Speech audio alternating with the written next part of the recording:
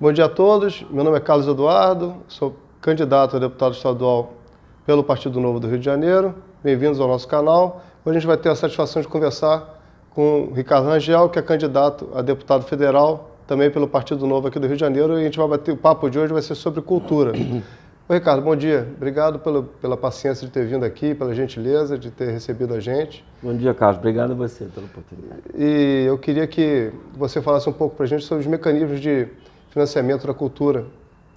Lei Rouanet, meia entrada, essas coisas todas. Esse assunto é um assunto do qual se fala muito e há muitas pessoas que não entendem exatamente como é que ele funciona. Existe mais de um mecanismo, vou falar dos principais. O mais famoso, naturalmente, é a Lei Rouanet. A Lei Rouanet é um modelo de incentivo fiscal em que, enfim, o Estado destina recursos para a cultura, mas quem escolhe para onde vai o dinheiro não é o Estado, é a sociedade, as empresas e as pessoas. A maior parte das pessoas não sabe isso, mas os indivíduos, pessoas físicas, podem destinar até 6% do seu imposto de renda a pagar para a cultura. Então esse modelo tem uma certa graça, porque o Estado é sempre acusado. Quando o Estado, antigamente, antes da Lei Rouanet, o Estado decidia para onde ia o dinheiro. Isso provocava muita acusação de dirigismo cultural e de compadrio. E isso era verdade, quer dizer, quando o governo tinha um interesse qualquer cultural, bancava filmes que falassem bem dele, o governo. E se não se interessasse, o ministro da Cultura dava dinheiro para os amigos. Então é daí as acusações de compadrio. Então a Lei Rouanet é um modelo interessante porque o recurso continua sendo público, quer dizer, ele vem dos impostos que todos nós pagamos, mas quem escolhe não é o governo, são as empresas, né? Cada um, se você tem dinheiro, tem imposto de renda a pagar, você diz, não, eu quero que o meu imposto vá para o livro tal, ou a peça de teatro tal, ou o filme tal. Isso é um modelo liberal até, porque em vez de você centralizar a decisão no governo, você dá para a sociedade. Mas isso tanto para pessoa física como jurídica também? Tanto pessoa física como pessoa jurídica é uma variação de quanto você pode dar. A pessoa física pode dar até 6% e a empresa pode dar até 3% ou 4%, dependendo de qual é o mecanismo que ela usa no caso do cinema, né? No caso da Lei Rouanet, é sempre 3%. Mas é que tem um mecanismo para o cinema que é um pouco diferente da Lei Rouanet, não é exatamente a Lei Rouanet, que é a lei do audiovisual, em que aí, em alguns casos, pode ser até 4%. As pessoas físicas também podem. É raro, a maior parte não usa e a maior parte não sabe, né? Mas pode. Esse é um modelo de incentivo à cultura. O outro modelo, que é muito importante também, é uma parte da lei do audiovisual, chamada Fundo Setorial do Audiovisual, FSA. O fundo setorial não é alimentado com dinheiro dos impostos. Ele é alimentado com uma taxa chamada Condecine. Essa taxa é paga por todo filme que vai ao ar em exibição pública. Então, um filme de cinema que vai ao ar, que passa no cinema, paga essa taxa. Um programa de televisão que vai ao ar na televisão, paga essa taxa. Um comercial de televisão também paga. Esse modelo tem uma graça porque quem paga não somos nós, né, os contribuintes, quem paga é o próprio setor. Então, a parte rentável do setor de audiovisual, que é a publicidade, sustenta a parte que é pouco rentável, o que não é rentável, como o cinema, né? Então, isso também tem uma graça porque não é o povo, o público em geral, que paga.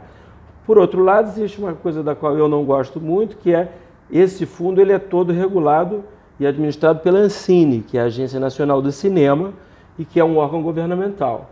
Então, a Ancine decide de uma maneira centralizada para onde vai o dinheiro. Quer dizer, ela faz editais e concursos, tem uma banca que é contratada com pessoas fora, etc. e tal, mas, de qualquer maneira, esse processo fica todo controlado pela Agência Nacional de Cinema, que é um modelo que, para liberais como nós não adoramos que o governo decida. A Ancine tem muito poder e é uma agência que é, ao mesmo tempo, uma agência de regulação, como as demais agências, como a ANS, mas também é uma agência de fomento, por isso ela administra esse fundo. Então ela tem dois chapéus, o que também cria uma situação eventualmente, potencialmente, de conflito. Mais justiça seja feita, a Ancine é a menos aparelhada das agências. Não há nenhum escândalo em relação a Ancine, de dinheiro de malversação e tal. Houve 2 problemas logo no início, com 2 filmes que tiveram problemas, mas isso é uma coisa que já tem, sei lá, mais de 15 anos, e de lá para cá houve muito cuidado. É até muito rigoroso o controle, então não há problemas de desvio de verba. O que a gente ouve muito, eu como leigo, né? Por exemplo, por que o cinema americano é lucrativo e por que o cinema brasileiro deixa de ser lucrativo? O cinema só é lucrativo em 2 países do mundo, nos Estados Unidos, em Hollywood, e em Bollywood, na Índia. Em todos os outros lugares do mundo, o cinema perde dinheiro. Em todos os lugares do mundo, o cinema recebe dinheiro do Estado. Aliás, isso é uma coisa importante a gente lembrar, é o seguinte: cultura recebe dinheiro do Estado em todos os lugares do mundo, na França, na Inglaterra, nos Estados Unidos. Então eu vejo gente dizendo que o Estado não deveria dar cultura, não deveria dar dinheiro para a cultura, mas viaja e elogia o Louvre na França, elogia o Metropolitan em Nova York, elogia o Royal Ballet. Nada disso existiria sem dinheiro público, né? A discussão é quanto dinheiro, quem escolhe para onde é que vai, que é a conversa que a gente está tendo. Mas pouco se deveria haver dinheiro. No caso do cinema em particular, ele é rentável nos Estados Unidos, mas existe dinheiro público para o cinema também. Dos 50 estados americanos, 42 subsidiam o cinema. Não no volume que nós subsidiamos, mas há subsídio nos Estados Unidos também, apesar de ser lucrativo.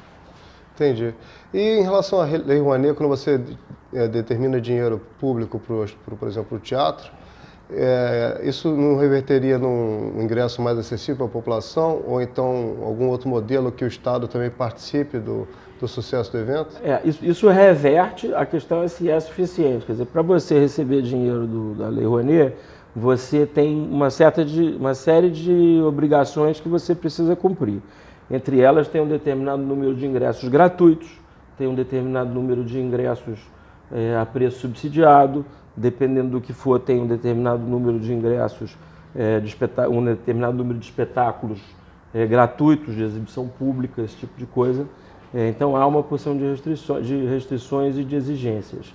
Também existe um teto, um limite de preço para o ingresso. Você não pode cobrar um ingresso muito caro. Você também não pode pagar um cachê muito alto. Você não pode contratar um artista por 50 mil reais, por mais de 50 mil reais de cachê. Então você vê, porque contrataram a Ivete Sangalo, que é uma artista milionária que cobra uma fortuna. Não com a Rouanet, vai pagar com outro dinheiro. Com a Rouanet você pode pagar até 50 mil reais. Você pode complementar, por exemplo, você paga até 50 agora, depois paga mais um outro por um outro fomento qualquer, ou por algum outro dinheiro? Não, se você vai contratar ela para fazer um determinado espetáculo, etc e tal, você vai ter essa limitação. Você pode pagar o resto em dinheiro não incentivado, em dinheiro normal, do bolso de alguém. Você pode fazer mais de um espetáculo, enfim. Aí, a lei é bastante exigente e os critérios são rigorosos. O que ocorreu, que a gente viu na Rouanet, foi falta de fiscalização. É bom lembrar também que o PT não gosta da Rouanet. O PT sempre bombardeou a Rouanet, porque a Rouanet não permite que o governo decida para onde vai o dinheiro.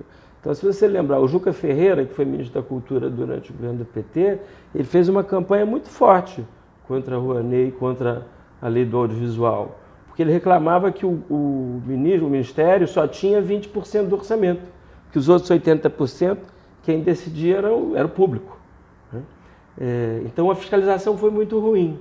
Então, houve problemas de fiscalização e de desvio.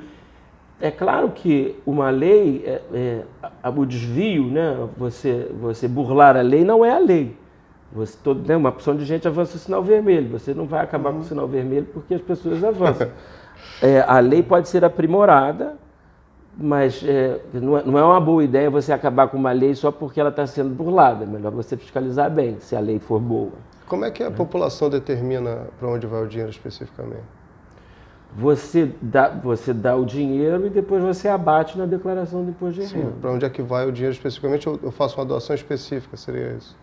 Eu que digo para onde é que eu estou financiando aquele espetáculo. Você dá o dinheiro, você o produtor cultural chega para você e diz, eu gostaria de receber esse dinheiro assim, assim, então.